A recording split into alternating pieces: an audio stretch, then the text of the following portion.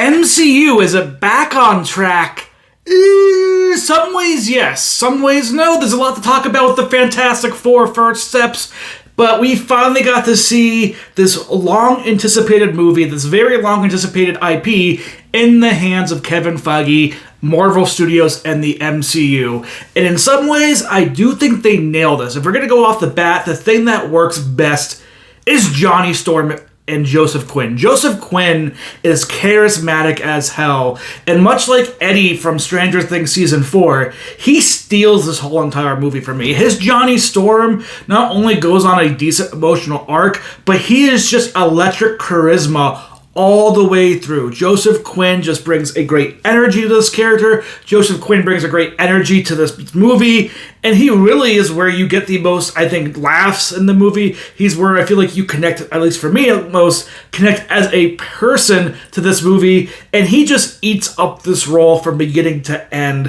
Whether it's his relationship kind of on and off with Shala Ba, the Silver Surfer we see in this movie, and his trying to understand who she is, to just all the action sequences. This is a very Johnny Storm heavy action sequence. It turns out having like the flame on and the flying CGI is a lot easier than, say, Ben Grimm as the Thing for Ebon Moss-Baccarat, or any of the powers coming from the stretching of Pedro Pascal as Mr. Fantastic, Reed Richards. Johnny Storm just eats up the whole entire movie. Every scene he's in, he's electric. Every scene he's in, Quinn is delivering just the absolute best that this movie has to offer. Other standout for me, Vanessa Kirby as Sue Storm.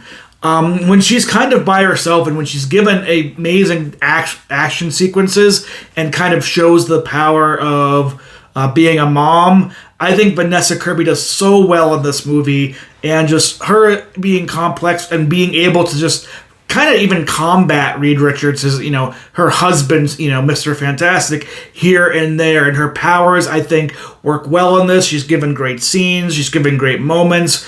And I think she just is a well-acted character. Her speeches are inspiring. Her connection to an understanding of the world is exactly what I think you need from these characters. Vanessa Kirby, a major standout in this movie. And even in his more limited role, Ebon Moss-Baccarat as Ben Grimm, the Thing, I think he's pretty good in this movie. I think he was giving a very kind of middling, it's important but not really that important secondary storyline that kind of goes into more of he has a lot of work to go on with MCU at the moment.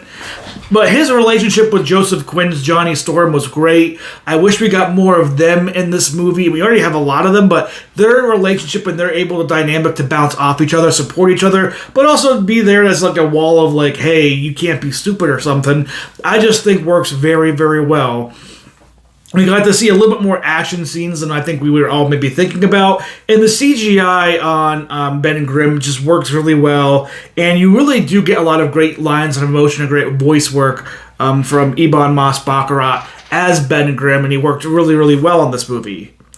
The person who I think didn't work well in this movie is Pedro Pascal, Mr. Fantastic. And I think that's because they're trying to quite literally stretch the character to be so many different things and so many different levels, kind of have an edge to him where he kind of knows what he feels like is the right answer, but also kind of having a darker tone to him without really ever showing us what we mean by darker tone to his character and how he thinks and how he acts. His chemistry for Vanessa Kirby at times works well, but other times it doesn't work that great.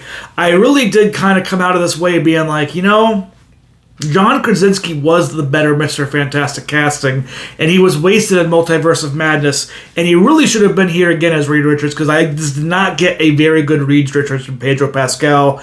I think he tried his hardest, and at moments you had success, but he just didn't carry that character in a way that I personally liked.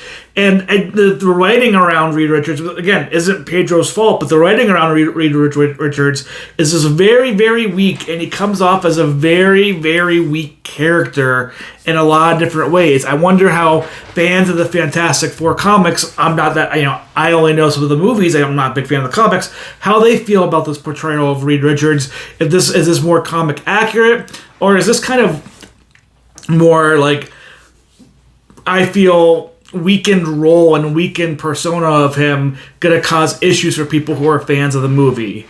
Galactus himself looked great in this movie, and I kind of liked Galactus as a character. I kind of wish we got more explanation as a character. If there's one issue this movie has, is it flies by explanations from beginning to end. He doesn't give you any room to breathe and kind of work things in a little bit more outside a couple different sequences.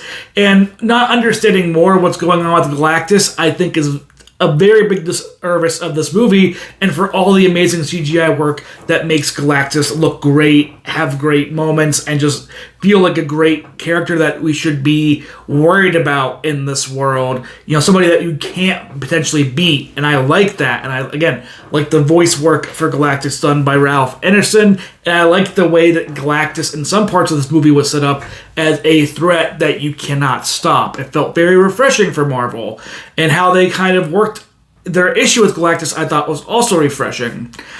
But with all the good CGI work that went to the Galactus itself, this is another MCU movie where there are so many scenes where I'm just like, man, this CGI is so bad and fake. When they're coming out of the Fantastic Car a couple times when, like, you know, Ben Grimm is holding a baby, you know, even just walking around parts with Johnny Storm, the backgrounds don't even mesh well. The coloring doesn't mesh well. It just does not feel real. It doesn't look real. It looks some of the worst the MCU has in years. And I think for Doomsday and the next Spider-Man movie, you really got to start working these things out, because even, you know, Thunderbolts had this bad.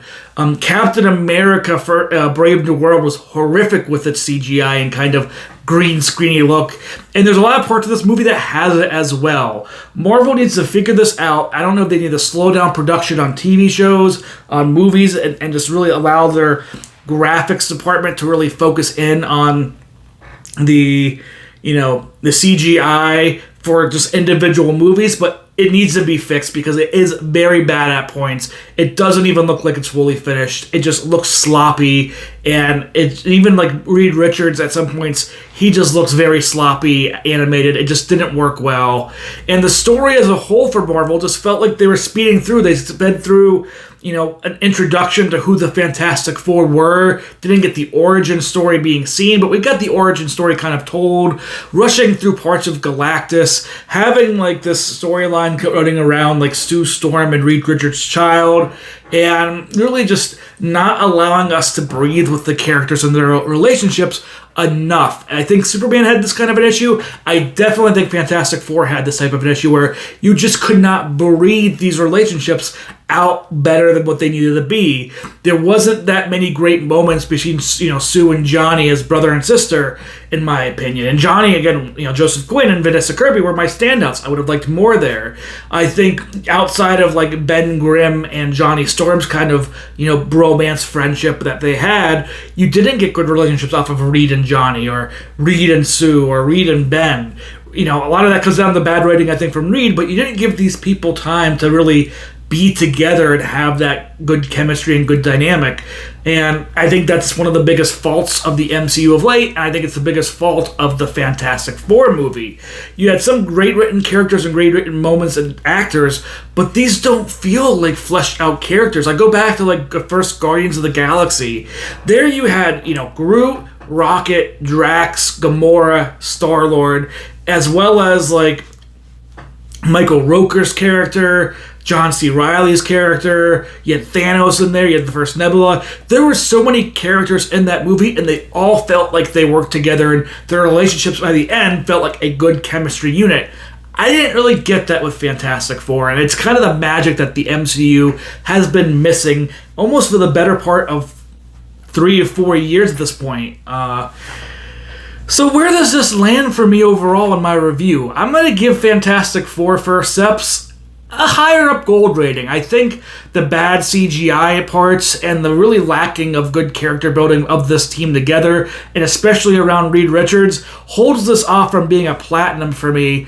I think a lot of people will enjoy this movie because they won't see some of those things, or those things don't matter for you as much as I take them in. But I just didn't like the relationship and the build around them. There's a lot of just blank, fast-paced movements, and it really rushes the story and causes these characters not to get the family moment that they get in the movie that they want to earn. So yeah, Fantastic Four is a gold movie for me. Tell me your thoughts in the comments down below. Do you agree with me? Are you a little bit more lukewarm on the Fantastic Four first steps? Do you think there's still a long way to go for the MCU to get back to kind of its glory days and what it's able to do? Or do you think this movie takes it back there immediately? I'm excited to see your comments and, here and us just to chat more about movies as the summer movie season kind of concludes here and we move into fall award season. Looking forward to it. Saw Avatar, the Avatar trailer. Interesting thoughts about that. That time will come, but for now, I thank everybody for being here, and I'll see you later on. And if you're looking for Big Brother coverage, you can find it here on my channel as well.